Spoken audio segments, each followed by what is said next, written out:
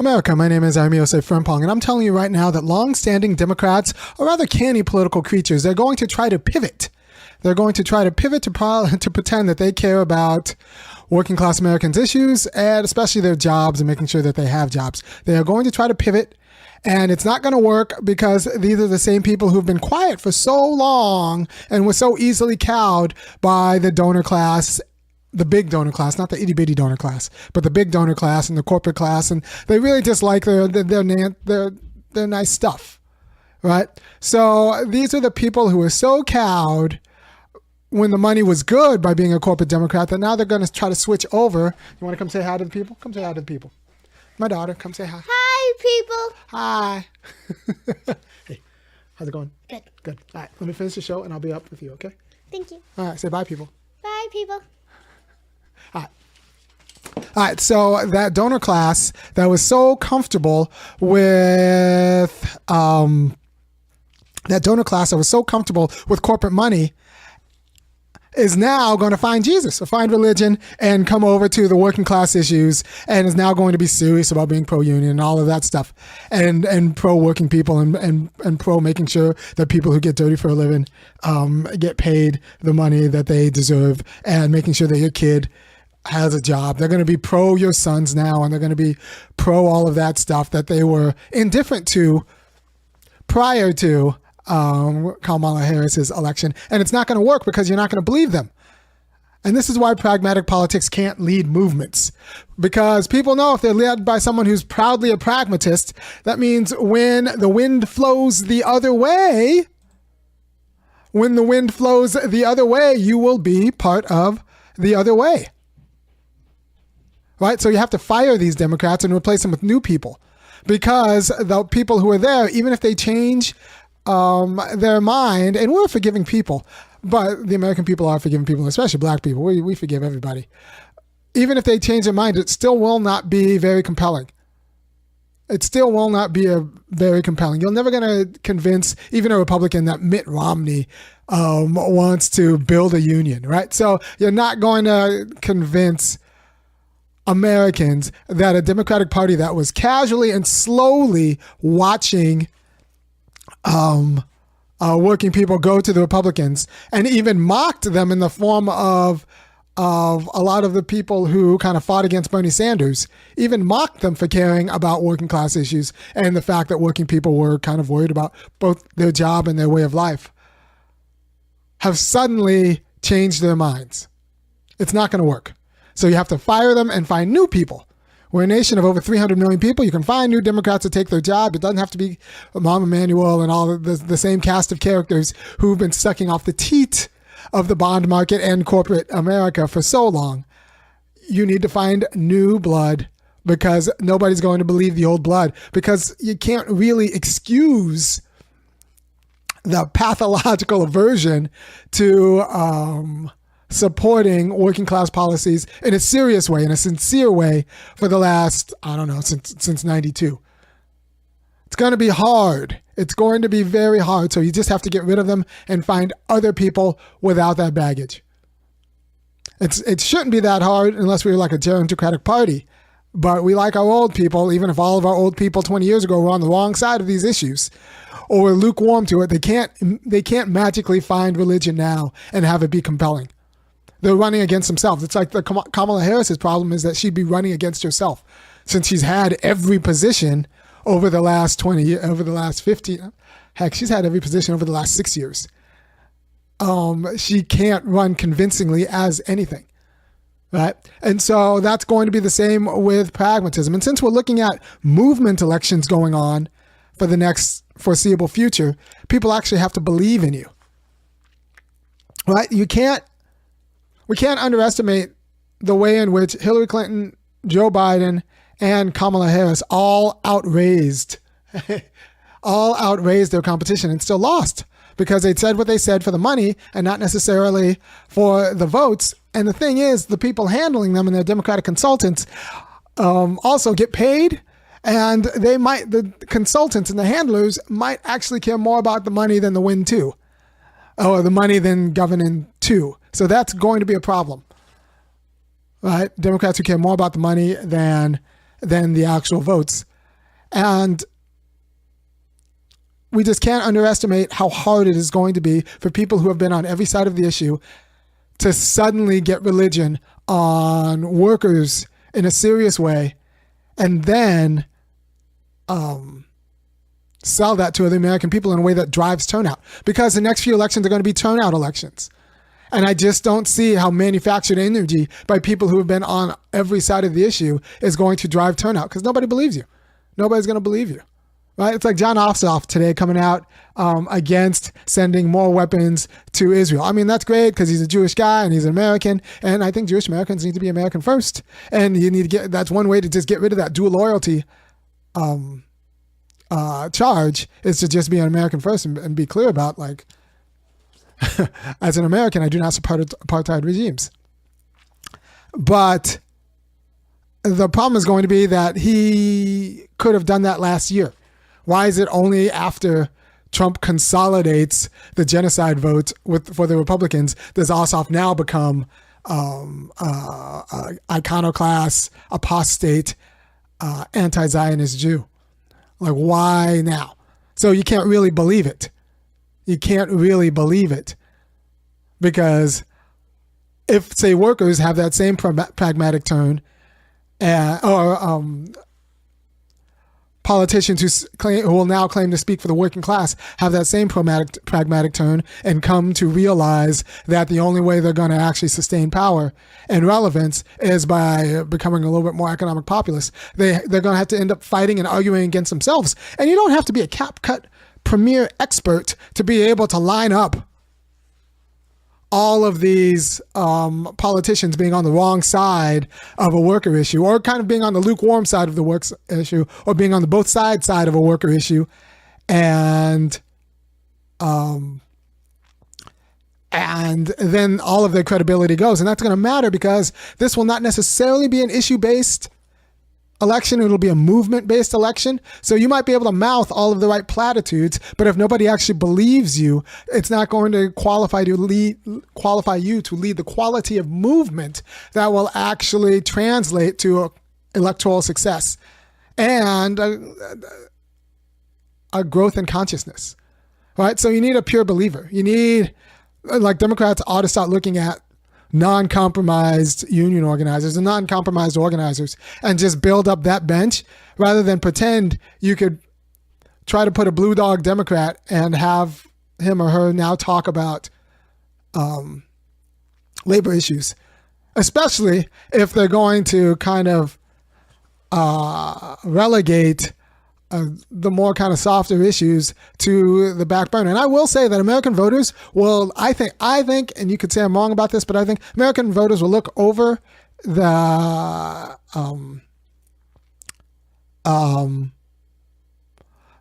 gender, the religion, and enough American voters, especially on the Democratic Party, and the kind of even abortion politics of the candidate if they believe you.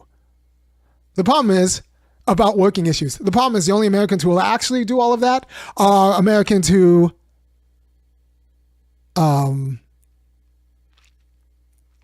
actually believe in worker issues over sex issues. And unfortunately, we have kind of a quality of feminism in the Democratic Party that has its complicated relationships with prioritizing worker issues over gender issues, because we have a lot of people who are unserious about what work means in the party.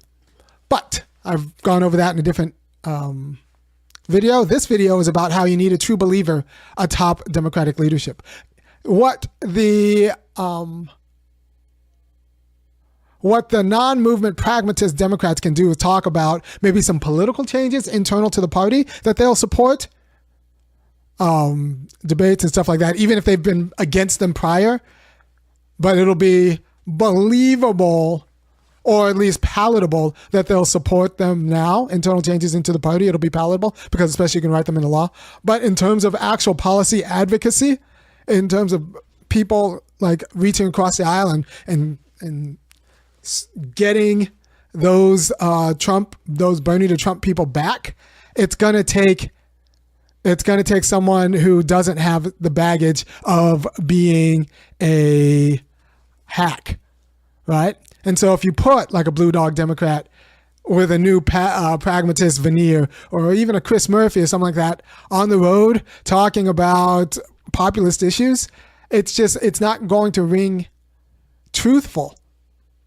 It's not going to ring truthful. Like Bloomberg can't come back and run as a working class guy, right? So like, that's going to be a problem, and that's why you just have to fire them. You can't find a reformer that came up through the ranks and is now ready to reform. You need to find a smart person outside of the party, or build a new class of people who are inside of the party to change the party and sell the change. That's the thing. The change, even if the person does find religion, even if Rahm Emanuel finds religion and becomes a worker first guy, it's going to be impossible to sell him as that, because he's spent his public image around not being that guy. And so you have to fire Democrats. You have to fire the leadership and get new leadership. And unless you fetishize the leadership in a way that's politically unbecoming, you should be opening to that. Because the only thing the leadership has is expertise. But political expertise isn't necessarily technical. And if it isn't technical in the same way. So like it should be possible to find new leadership in the party. Preferably you get someone, a heterodox Democrat who's always been there but has been marginalized, and bring them forward. But you can't just keep the same people there and expect everyone else to believe that you've tied a change of heart with respect to working America, right? So if you didn't back Bernie in 2016 and you want a Democratic leadership part now, that's going to be a problem. The problem is a lot of the Democrats, high-level Democrats who backed Bernie in 2016, like Tulsi Gabbard, left. They left the party, right? So everyone who kind of threw workers over the bus in 2016 and 2020 can't just now realize that that's going to be like that. If they don't appeal to that working class, the whole United States is going to come Georgia. The whole United States is going to become Florida. And I say this because, remember, Florida was a swing state 6 years ago. Relatively recent memory.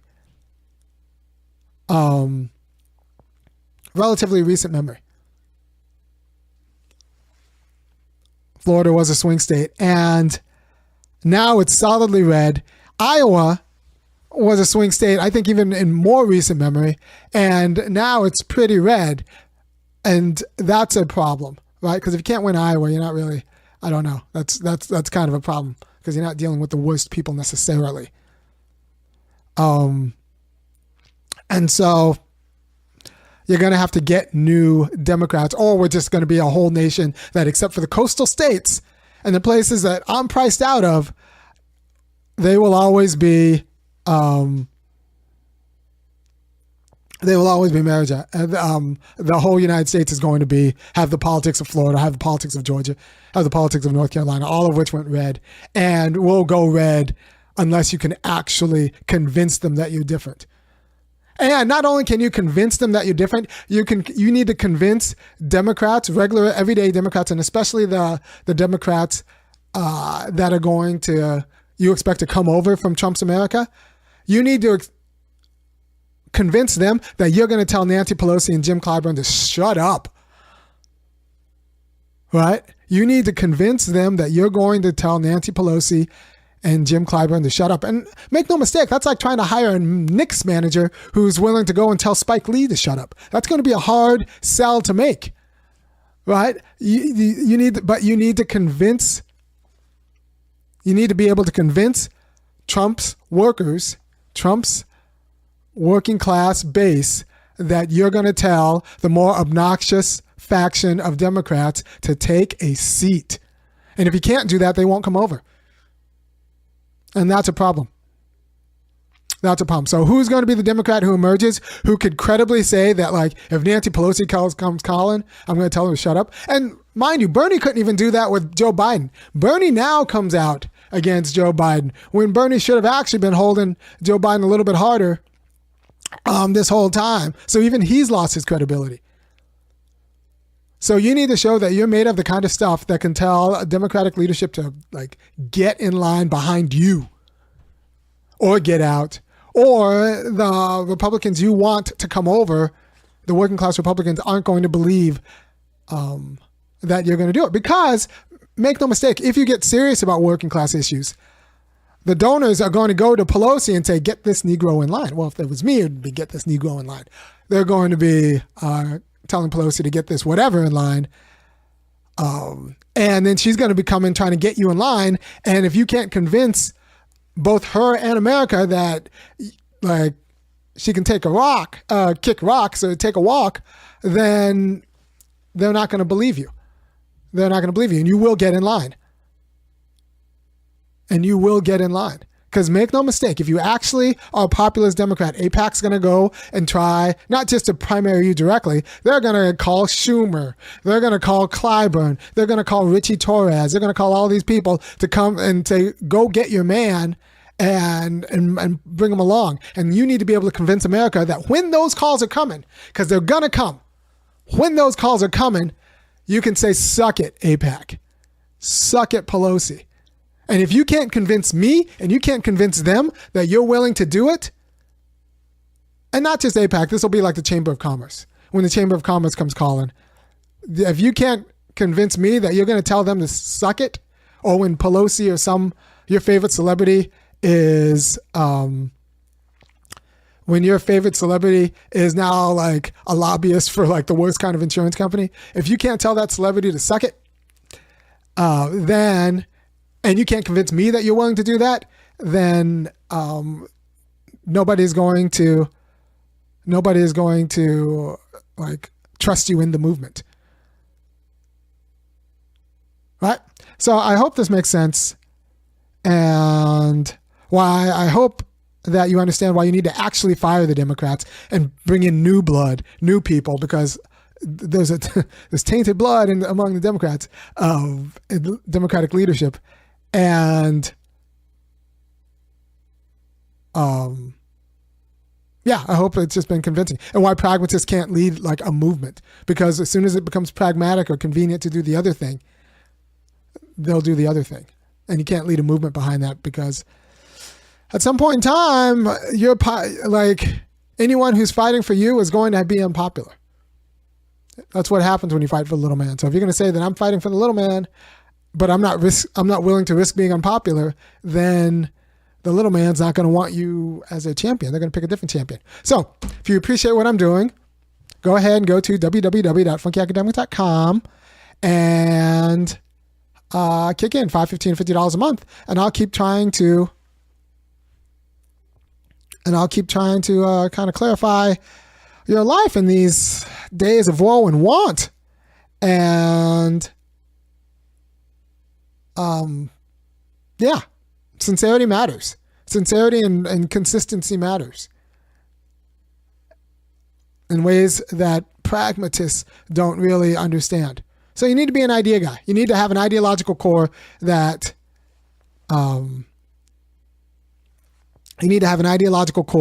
actually sustains being unpopular, and that you can convince people that even if they don't believe in your ideological core, they believe that you will sustain yourself against being unpopular, and that what you care about the most and what they care about the most coincides. And then they'll let you govern. Even if they don't 100% agree on everything about you, as long as they agree about the important things and they believe that you'll fight for it even when it's unpopular, then they'll get behind you. Right? So that's the case for actually firing the Democrats, not just replacing them with not just trusting them when they say that they've reformed or found religion with respect to working class issues. You have to actually get them out there, get them out of there, because nobody's going to believe their sincerity if they're saying things now that they could have but didn't say 2 years ago. All right. Thank you very much. I will talk to you at another time about something relatively different. If you appreciate what I'm doing, you know what to do. Peace.